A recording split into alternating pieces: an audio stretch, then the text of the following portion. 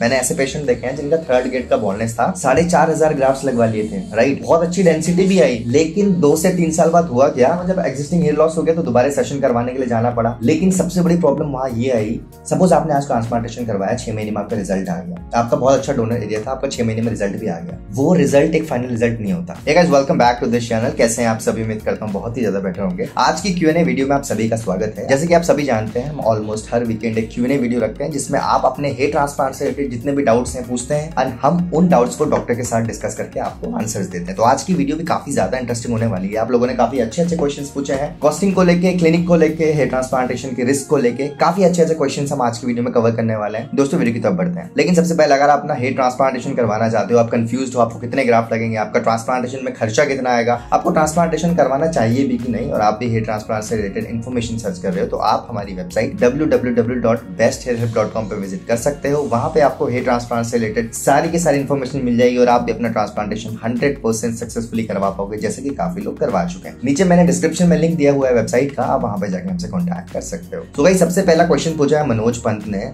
I am from Nepal, I want to do hair transplant, I am 20 years old. This age is good for hair transplant or not, and maybe how much cost prefer grade 3 condition and how many graft prefer for this condition. Okay, ये basically Nepal से हैं और ये 20 साल के हैं, पूछ रहे ट्रांसप्लांटेशन करवाना चाहते हैं। एज 20 year old है, राइट, और ये पूछ रहे ट्रांसप्लांटेशन करवा सकते हैं कि नहीं। तो देखिए, जैसे मैंने पहले वीडियो में क्लियर किया है, अगर आप 18 साल से ऊपर हो, राइट, आप ट्रांसप्लांटेशन करवा सकते हो। लेकिन जो मोस्ट रिकमेंडेड एज रहती है वो 20-21 साल ही रहती है, क्योंकि 18 साल में जस्ट आपका हेयर लॉस होना स्टार्ट होता है। अब वहां पे कंडीशन ये आती है कि अगर आप 18-19 साल के और आपका हेयर लॉस काफी ज्यादा हो चुका है, तो डेफिनेटली आप 18 साल के बाद ही ट्रांसप्लांटेशन करवा सकते हो। मनोज जी, अगर आप 20 साल के हो, आपका हेयर लॉस का ग्रेड बहुत ज्यादा हो चुका है, लाइक 2, 3, 4, आप डेफिनेटली ट्रांसप्लांटेशन करवा सकते हो। लेकिन कोशिश करें, अगर आप ट्रांसप्लांटेशन करवा रहे हो तो आप अपने पहले हेयर फॉल को जो हो रहा है उसको प्रोग्रेसिव से लाके स्टेबल पहले कर ले, देन आप ट्रांसप्लांटेशन करवाएं, नो प्रॉब्लम। दूसरा क्वेश्चन ने पूछा कि अगर मेरी थर्ड ग्रेड की कंडीशन है तो मेरी कितनी कॉस्टिंग आएगी एंड मेरे कितने ग्राफ्ट की रिक्वायरमेंट है। तो देखिए, थर्ड ग्रेड में ग्राफ्ट की जो रिक्वायरमेंट वो जनरली होती है, वो होती है 2 से 2,500 ग्राफ्ट में आपका थर्ड ग्रेड इजीली कवर हो जाता है, अगर आपका अच्छे से लगाया गया हो। लगाने को तो थर्ड ग्रेड में आप 5,000 ग्राफ्ट भी लगा सकते हैं। मैंने ऐसे पेशेंट देखे हैं जिनका थर्ड ग्रेड का बॉल्डनेस था, 4,500 ग्राफ्ट लगवा लिए थे, राइट। बहुत अच्छी डेंसिटी भी आई, लेकिन 2 से 3 साल बाद हुआ क्या कि जो एक्जिस्टिंग हेयर की डेंसिटी थी ना, वो डेंसिटी ऑब्वियसली कम होती गई, क्योंकि एक्जिस्टिंग हेयर का ख्याल नहीं रखा गया। 2 से 3 साल बाद एक्जिस्टिंग हेयर की डेंसिटी बहुत कम होगी और ट्रांसप्लांटेड हेयर की डेंसिटी बहुत ज्यादा होगी। अब उस कंडीशन में क्या हुआ, जब एक्जिस्टिंग हेयर लॉस हो गया तो दोबारा सेशन करवाने के लिए जाना पड़ा, दोबारा से हेयर ट्रांसप्लांटेशन के लिए गए। लेकिन सबसे बड़ी प्रॉब्लम वहां ये आई,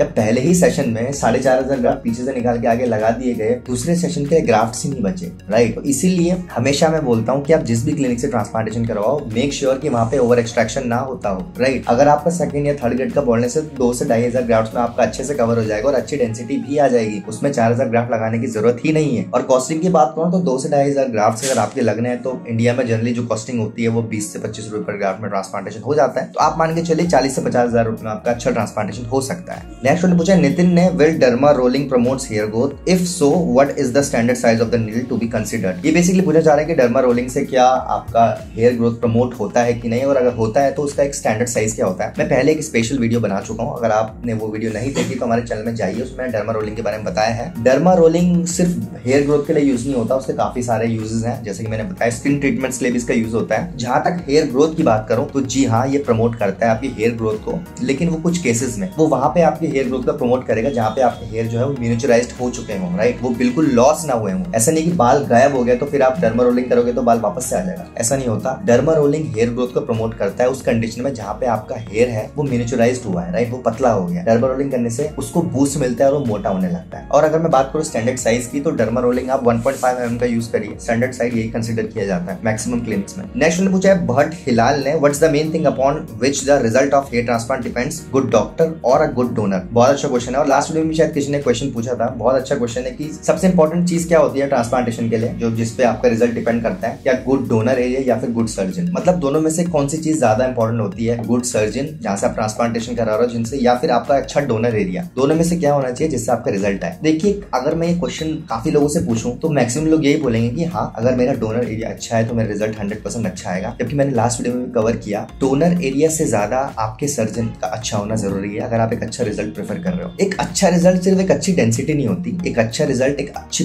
प्लानिंग होती है, राइट। सपोज आपने आज ट्रांसप्लांटेशन करवाया, 6 महीने में आपका रिजल्ट आ गया, आपका बहुत अच्छा डोनर एरिया था, आपका 6 महीने में रिजल्ट भी आ गया। वो रिजल्ट एक फाइनल रिजल्ट नहीं होता। 6 महीने में अच्छा रिजल्ट आया, 1 साल बाद अगर आपके वापस से बाल झड़ने लगे, वहां पे प्रॉब्लम आ जाती है ना। अब 1 साल बाद बाल क्यों झड़े? वहां पे अच्छा डोनर एरिया तो था आपका, जिस वजह से आपका रिजल्ट आ गया, लेकिन एक अच्छे सर्जन नहीं थे, जिस वजह से आपका जो एक्सट्रैक्शन था वो सेफ जोन से नहीं हुआ था, जिससे इनिशियली तो डेंसिटी आ गई, लेकिन जब कुछ टाइम बीता तो वो बाल दोबारा से झड़ने लगे, क्योंकि जो एक्सट्रैक्शन हुआ था वो सेफ जोन से नहीं हुआ था। इसीलिए मैं हमेशा बोलता हूँ, आप किसी भी क्लिनिक से ट्रांसप्लांटेशन कराओ, आपके डोनर एरिया से ज्यादा आपके सर्जन का अच्छा होना बहुत ज्यादा जरूरी है। अगर आप एक अच्छा रिजल्ट चाहते हो, अगर आप लॉन्ग लास्टिंग रिजल्ट चाहते हो, आपका डोनर एरिया बहुत अच्छा है, आप किसी भी अनएक्सपीरियंस क्लिनिक में चले गए, रिजल्ट आपका आ जाएगा डेफिनेटली। अगर आपका ट्रांसप्लांटेशन हुआ है तो रिजल्ट आपका आ जाएगा। लेकिन अगर एक्सट्रैक्शन सेफ जोन से नहीं हुआ है, आपके डॉक्टर ने या जो भी टीम ने ट्रांसप्लांटेशन किया, एक्सट्रैक्शन सेफ जोन से नहीं, कहीं से भी बाल निकाले लगा दिए, रिजल्ट भी आ जाएगा 6 महीने बाद, बहुत डेंसिटी भी दिखेगी, लेकिन 6 से 8 महीने बाद जब 1 साल 1.5 साल बाद जब बाल दोबारा झड़ने लगेंगे तो वो एक फेल्ड ट्रांसप्लांट कहलाएगा, और वहां पे आपको रिग्रेट होगा कि मेरा इतना अच्छा डोनर एरिया होने के बावजूद भी जो मेरा रिजल्ट है वो क्यों फेल हुआ।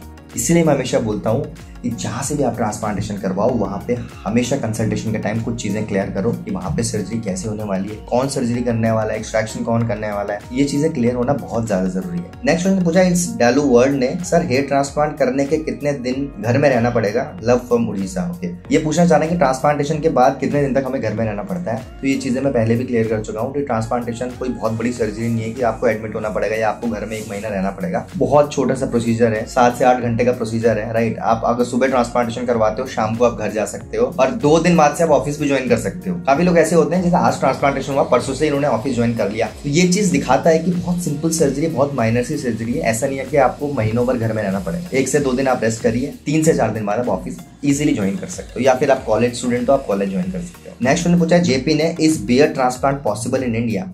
डेफिनेटली इट्स पॉसिबल, एंड बहुत सारे बियर्ड ट्रांसप्लांटेशन हो रहे हैं आजकल, ऑलमोस्ट सारे क्लिनिक में बियर्ड ट्रांसप्लांटेशन होता है। नेक्स्ट उन्होंने पूछा है कुलदीप ने, hello Prabhat sir, I am your old subscriber and recently done here transplantation, I already show you on WhatsApp. Okay, so my question is shedding phase start होने में कितने दिन लगते हैं ट्रांसप्लांटेशन के बाद, और क्या सभी ग्राफ जो झड़े हुए हैं वापस आते हैं? ये बेसिकली पूछना चाह रहे हैं कि शेडिंग फेज स्टार्ट होने में कितने दिन लगते हैं। तो मैं पहले ही बता चुका हूँ, शेडिंग फेज मैक्सिमम लोगों का 6 से 7 दिन बाद स्टार्ट हो जाता है। जब आप हेड वॉश करना स्टार्ट करोगे ना, तो आपको बाल झड़े हुए दिखने स्टार्ट हो जाएंगे, तो शेडिंग फेज आपको स्टार्ट हो चुका है। और जो बाल झड़ते हैं शेडिंग फेज में, वो सारे के सारे ग्रो होते हैं, लेकिन कंडीशन ये है कि आपका ग्राफ जो लगाया गया है वो डैमेज ना हुआ हो। अगर वो डैमेज हो रखा है, आपके बाल झड़ेंगे, वो ग्रो नहीं होंगे, राइट। अगर आपका डैमेज नहीं हुआ है तो जितने भी बाल झड़ते हैं शेडिंग फेज में सारे वापस आते हैं। My second question is, result से पहले क्या हम ये पता कर सकते हैं कि हमारा ट्रांसप्लांटेशन अच्छे से हुआ है कि नहीं? आप पता कर सकते हो, लेकिन सिर्फ 50% पता कर सकते हो, 100% आप पता नहीं कर सकते जब तक आपका रिजल्ट ना आया हो। नेक्स्ट उन्होंने पूछा मार्वल्स ने, is DHI technique is available in India, can you suggest the clinic? हाँ, DHI टेक्निक आजकल इंडिया में अवेलेबल तो छोड़ो, बहुत ज्यादा पॉपुलर हो चुकी है, राइट। बहुत सारे क्लिनिक्स DHI कर रहे हैं। अनफॉर्चुनेटली सारे क्लिनिक्स DHI अच्छे से नहीं कर पाते, राइट, लेकिन मैक्सिमम क्लिनिक DHI कर रहे हैं और बहुत अच्छे से कर रहे हैं। नेक्स्ट उन्होंने पूछा अभिषेक ने, we have to use minoxidil life time even after hair transplant to maintain existing hair. ये पूछना चाह रहे हैं कि हमें ट्रांसप्लांटेशन के बाद हमेशा मिनॉक्सिडिल यूज करना पड़ेगा अपने पुराने बालों को बचाने के लिए, एक्जिस्टिंग हेयर को सेव करने के लिए? तो देखिए, इसका सिंपल सा आंसर है नहीं, आपको मिनॉक्सिडिल यूज नहीं करना पड़ेगा अपने एक्जिस्टिंग हेयर को बचाने के लिए, तब तक जब तक आपका एक्जिस्टिंग हेयर लॉस हो ना रहा। सारे पेशेंट में ऐसा नहीं होता कि आपने आगे ट्रांसप्लांटेशन करवा लिया और आपके एक्जिस्टिंग हेयर झड़ने लगे। सारे पेशेंट में एक्जिस्टिंग हेयर नहीं झड़ते। मैं अपनी बात करूं, मेरे एक्जिस्टिंग हेयर इतने नहीं झड़े थे, इसलिए मैं मिनॉक्सिडिल अभी तक यूज नहीं कर रहा हूं। मैंने मिनॉक्सिडिल ट्रांसप्लांटेशन के सिर्फ 4 महीने यूज किया था, उसके बाद मैं यूज ही नहीं किया। और मैंने काफी ज्यादा पेशेंट्स ऐसे देखे हैं जो 8 से 10 महीने यूज करते हैं, उसके बाद मिनॉक्सिडिल यूज करते ही नहीं। अगर आपका एक्जिस्टिंग हेयर लॉस होता है तो आपके पास 2 ऑप्शन है, या तो आप फिनेस्ट्राइड लीजिए या मिनॉक्सिडिल लगाइए, राइट।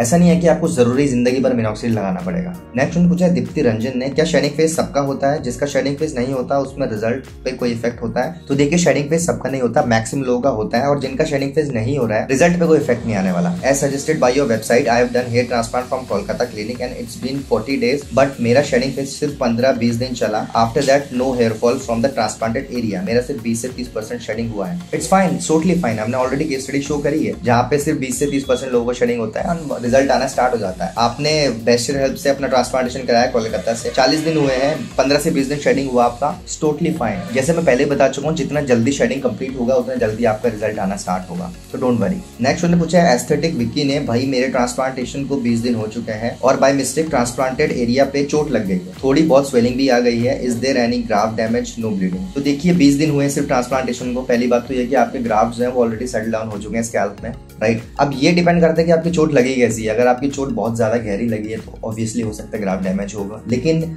आप बोल रहे हो ब्लीडिंग ज्यादा नहीं आई है, राइट, तो उस केस में मैं आपको ये रिकमेंड करूंगा अपने डर्मेटोलॉजिस्ट को कंसल्ट करो जहां से आपने ट्रांसप्लांटेशन करवाया, उनको फोटो शेयर करो, मोस्ट प्रोबेबली आपका ग्राफ्ट डैमेज नहीं हुआ है। नेक्स्ट उन्होंने पूछा योर फेवरेट ने, हेयर ट्रांसप्लांटेशन का जो कॉस्ट होता है उस कॉस्ट में सारा मेडिसिन भी इंक्लूड होता है या अलग से लेना पड़ता है? देखिए 90% क्लिनिक्स में आपका ट्रांसप्लांटेशन का कॉस्ट अलग ही होता है और मेडिसिन को आपको अलग से परचेज करना पड़ता है, उसका कोई ज्यादा प्राइस नहीं होता, 1000 से 1500 में आपकी मेडिसिन आ जाती है। नेक्स्ट उन्होंने पूछा सईद ने ट्रांसप्लांटेशन के बाद अगर स्मोकिंग करी तो क्या कोई प्रॉब्लम है? तो देखिए सईद जी, ट्रांसप्लांटेशन के बाद स्मोकिंग आपको कुछ टाइम तक नहीं करनी पड़ती और इनफैक्ट ट्रांसप्लांटेशन से पहले भी आप कुछ टाइम आपको स्मोकिंग छोड़ देना पड़ता है। देखिए डॉक्टर की रिकमेंडेशन ही ये रहती है कि ट्रांसप्लांटेशन से कुछ टाइम पहले आप स्मोकिंग बंद कर दें और ट्रांसप्लांटेशन सर्जरी के कुछ दिन तक आपको स्मोकिंग नहीं करनी। नेक्स्ट उन्होंने पूछा ब्रजेश यादव ने, अगर रेगुलरली बाल गिर रहे हैं तो उस टाइम हेयर ट्रांसप्लांटेशन करा सकते हैं या फिर पहले बालों का गिरना रुक जाए और ट्रांसप्लांटेशन कराएं? देखिए बालों का गिरना कभी नहीं रुकने वाला परमानेंटली। आपने बोला कि आपके रेगुलरली बाल झड़ रहे हैं, तो पहले ये फाइंड आउट करिए कितने बाल झड़ रहे हैं, एक्सेसिव बाल झड़ रहे हैं, नॉर्मल बाल झड़ रहे हैं, 50 से 60 बाल झड़ रहे हैं,